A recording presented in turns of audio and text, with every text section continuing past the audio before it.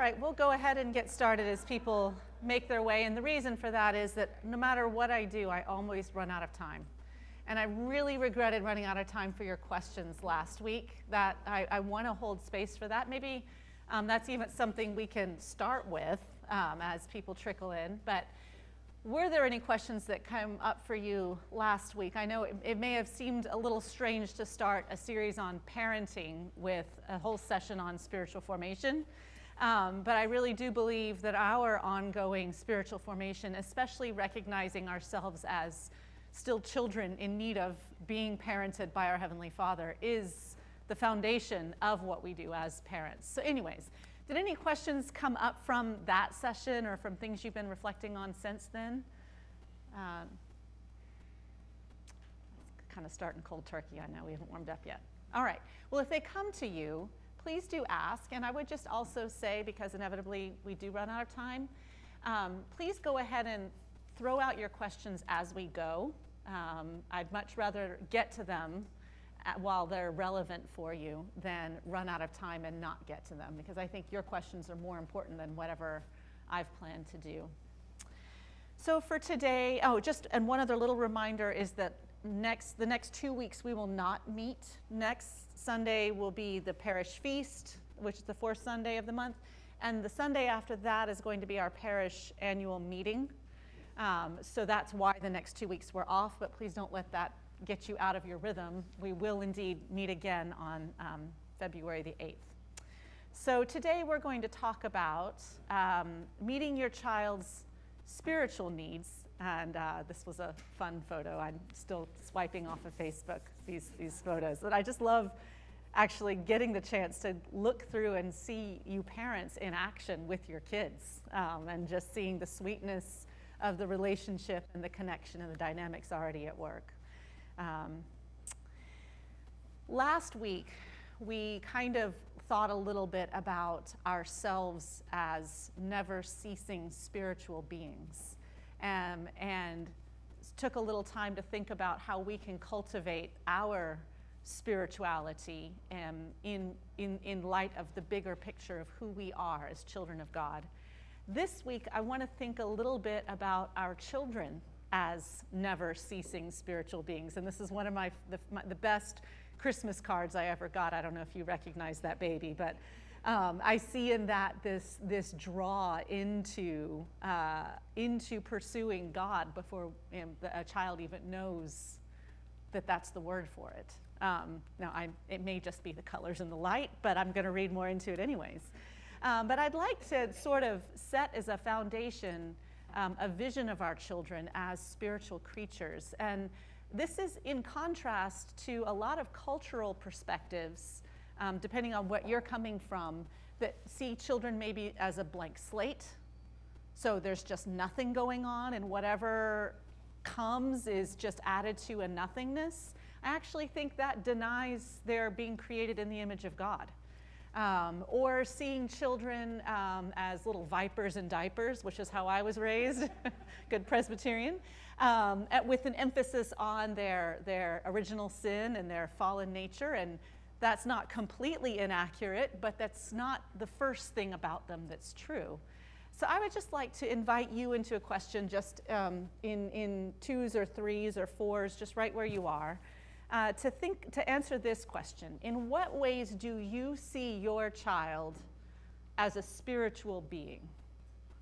As you think about it, what things about your child are already apparent that you would attribute to them being a spiritual being? What's the evidence of that?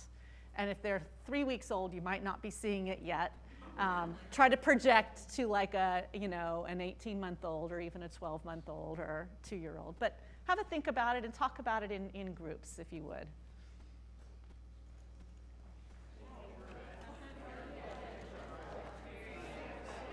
Seven scenarios.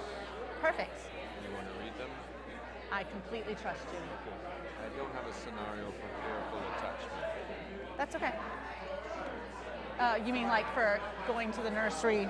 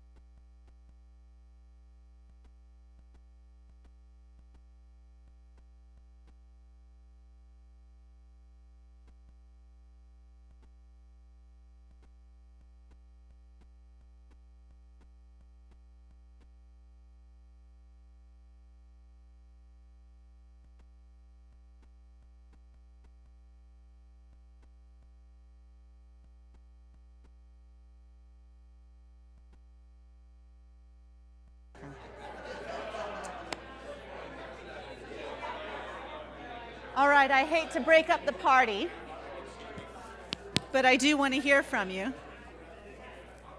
Do you mind? We'll just collate some of the things that you've shared. I know you're having a lot of fun there. Would anybody be willing to share some of the things that came up in their group? Matthew, I see it. It's on the tip of your tongue. Ram was saying that his daughter just has this innate sense of joy that she exudes. Yeah. And that presence of God. Yeah, absolutely. Yeah. Robert, the Stratton son, he's beginning to say sorry. And Eleanor is asking very difficult questions. Uh-huh. Wow, sorry is a big one. To feel guilt and desire reconciliation or whatever, yeah. Wow, thank you. How about from over this way? Anybody? Yeah. So I was saying that Woody's at like a very sweet age where we give him his binky, we give him his bottle, we give him his food, and now he's trying to give it back to us. Aww. So he keeps trying to put his binky in Dada's mouth and give us his food. And it's just like a very sweet way of him. He knows that's how we show him love, and it seems like it's how he's trying to show us Yeah. his care and affection. Yeah. It's very sweet. That's amazing. It's affection, and it's almost a little bit of an emerging empathy. Like, if I like this, then maybe you will too. And I want you to have it. That's really beautiful. How about from this side of the room? Welcome. There's seats over here, not to put you on the spot. Oops. Anything, what about some other ways that you see, the spiritual nature of your children? Sort of had we were joined by the Crockers, who were expecting a grandchild with 2 adult children, so they've got a perspective where they've actually seen the entire Yeah. process. And so Right. we're able to share some interesting things about the now adult sons. Right. We talked about the fact that Josh and Alex had just had a girl pass away, and explaining that, and questions they were getting from their adult daughter as well. And Anna was talking about she has a 7-month-old, so we've got adults on the way, 4-year-old, 7-month-old, and then a 7-year-old. Yeah. I would say that my daughter now, 7, is starting to understand the concept of God, how she's seen through the eyes of God, and the things that she does, and whether or not that's something God would like or God would not like, or whatever. And that's something that's developed in the last probably year. Wow. It's been interesting. Yeah. That's a profound awareness that goes beyond just an inner conscience, of right and wrong, but actually a desire to be in relationship and be found pleasing to someone she's never seen. That's pretty profound, actually. How about from somewhere on this side of the room? Anything more? We also emphasize love, just the natural, spontaneous affection that Yeah. children show their parents, and to figures of baby Jesus, talking about that, nativity is how that can be a great way in for children to Huh. start loving God when they see A baby. so immediately recognizable and look at them. Yeah. It was funny recently in one of the children's homilies in the last few months. I think Andrew asked the children something about God, and they said, well, God's a baby. And I was like, wow. So they've got an angle on theology. It just needs a few more facets to be built out. But yeah, that's not wrong. Okay. Anything else? Yeah, Solveig. I said that I always think that the clearest way for me to think about what it means to be made in God's image is that we have the capacity to create like God. Mm-hmm. And I love that capacity is there for children Yeah. from the very beginning. Yes. It's always Creating, yeah, and imagining, and the little fake conversations.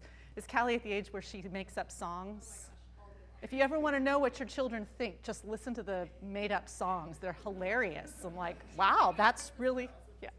Yeah.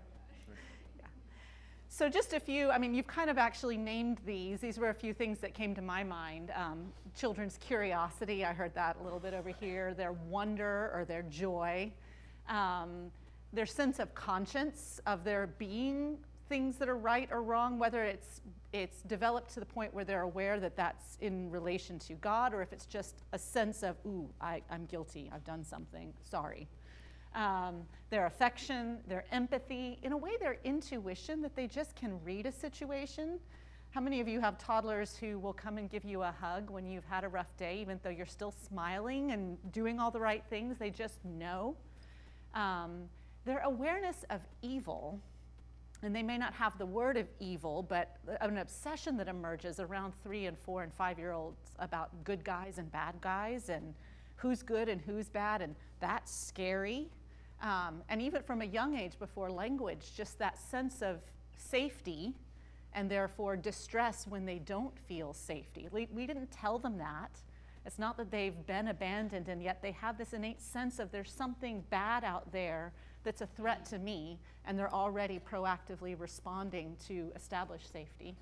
And especially this desire for connection, this relational nature that reaches out to share their favorite thing, that reaches out with affection.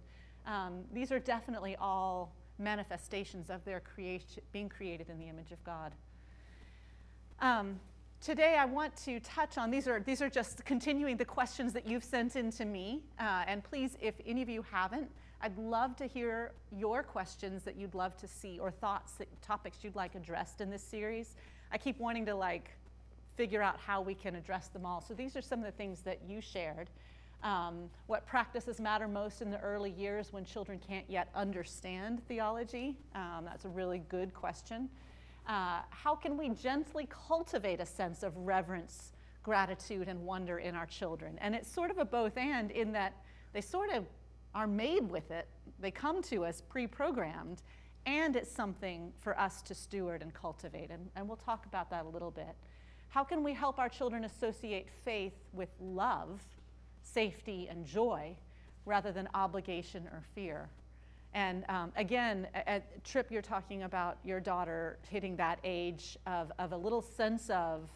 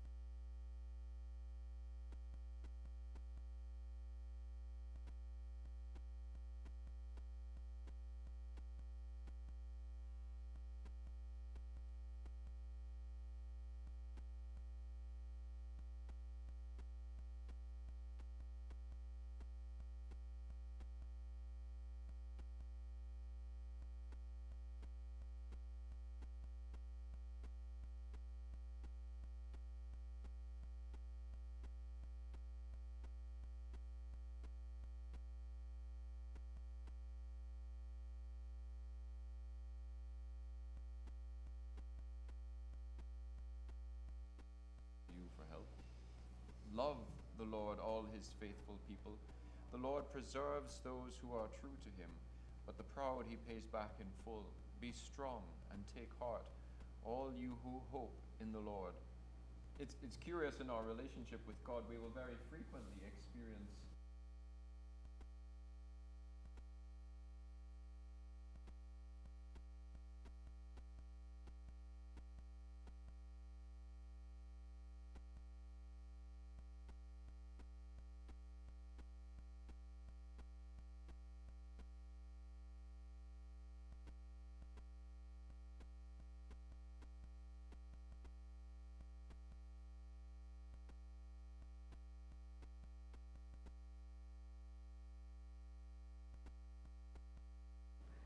that, kind of circling back to some of what we talked last week, is that in our responses, in our sort of understanding attachment theory, it helps us to understand how our responses to our children in these granular moments of parenting is forming their image of God.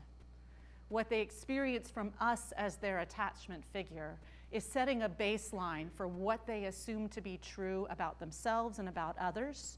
So it's setting a baseline for their capacity for healthy relationships in the future. And it's also setting a baseline for what they're just going to assume about who God is. The avoidant child is going to assume, if they grow up and believe in God, they're going to just on a gut level assume he's very far away, he's very important, he doesn't have time for them, but that they should dutifully do the things that he expects of them. And I might be describing myself. I found it fascinating a few years ago teaching a high school class as we read through Pilgrim's Progress. If you've read that, where is God throughout that book? God is in the celestial city, far, far away, and it's up to me and my own determined faithfulness to get to God. It's an atrocious image of God, which is one of the most popular books ever written in English. And then the anxious style may wonder, I cry, I pray, but will God really hear me? Does he care? So the point is that the first relationship provides the infant with an attachment template that then becomes an internal working model in life, both in relationships and in relationship to God. So I want to just take a moment, and maybe we can do this together because I want to get to our last exercise. Actually, no, let's just do this briefly in pods. What image of God do you want to reflect to your child? And what are ways in which you can shape your child's image of God and of self even now at the stage of life that they are in? So it's a big question, but I just want to give you a chance to digest and process a little bit of what we've been talking about. So can you do that in the small groups? It's gonna be short, but I just want to give you time for it.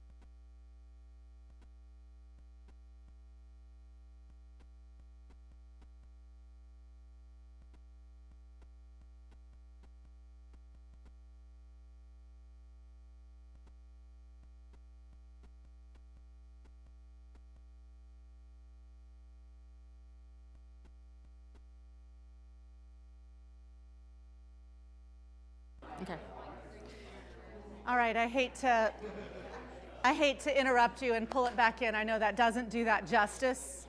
I encourage you as couples to spend some time, or with close friends maybe, spend some time continuing to digest this. This was a huge paradigm, and it's hard to like introduce it all in one go, but I think it's the kind of paradigm that can really keep having repercussions for how you navigate some of the everyday decisions that you make.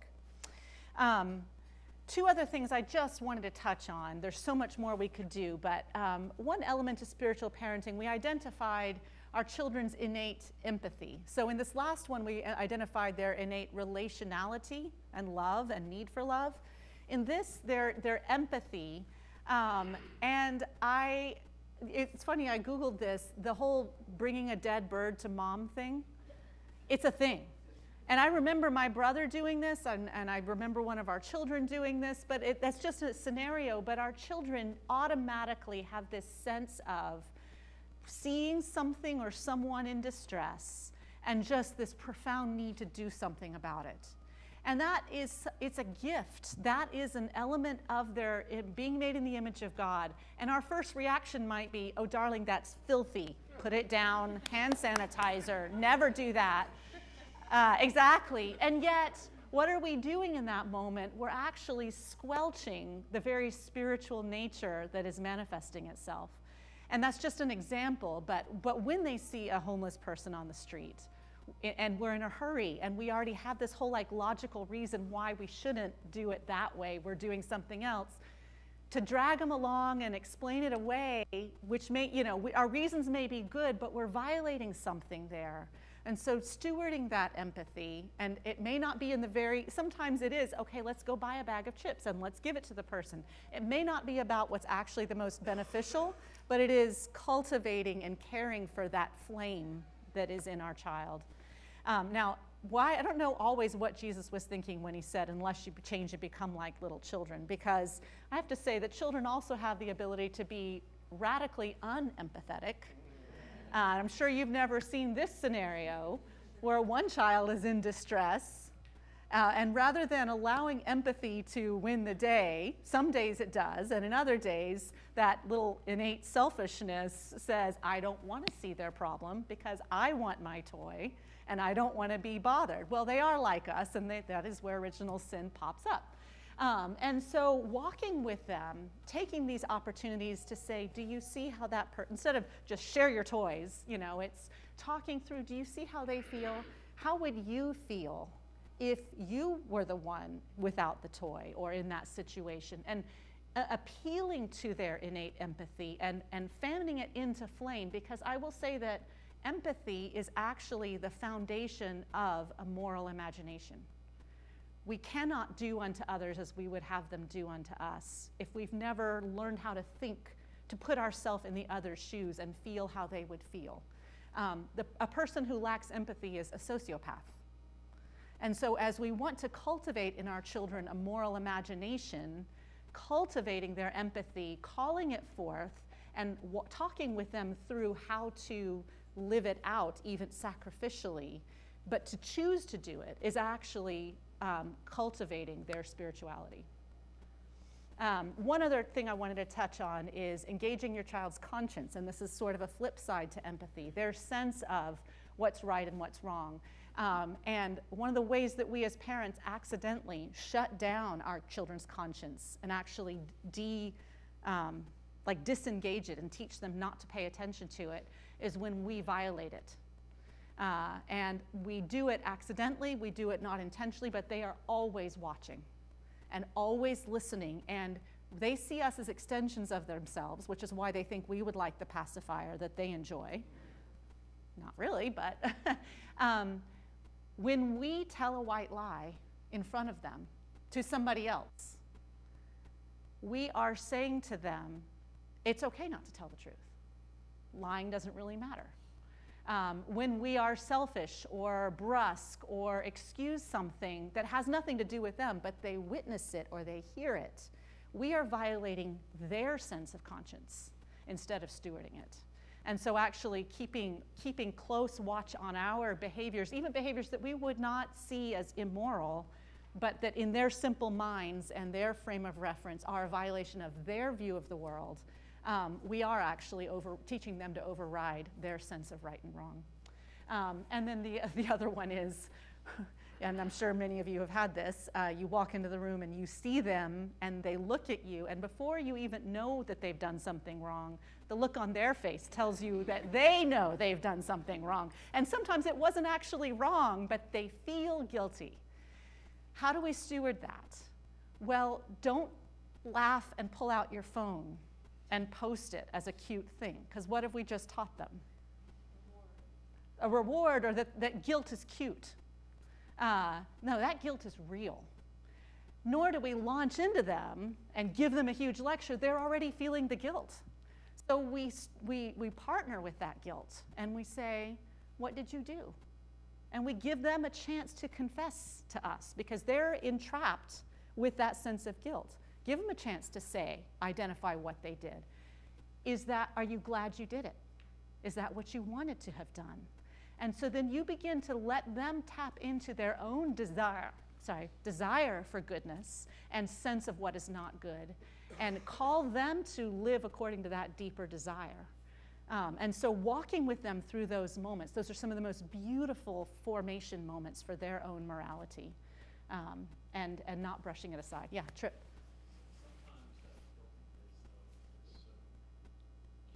Oh, it's hilarious. Completely. And that's why we go behind closed doors and have a howl. But in the moment, it's sacred. And it needs to be treated as sacred. It's an expression of their own soul. But I'm with you.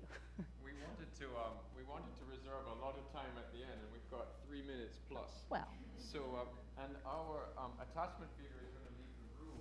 That doesn't mean that we're not okay. We'll be fine. We're going to break into 7. Groups can form 2. Oh, sorry.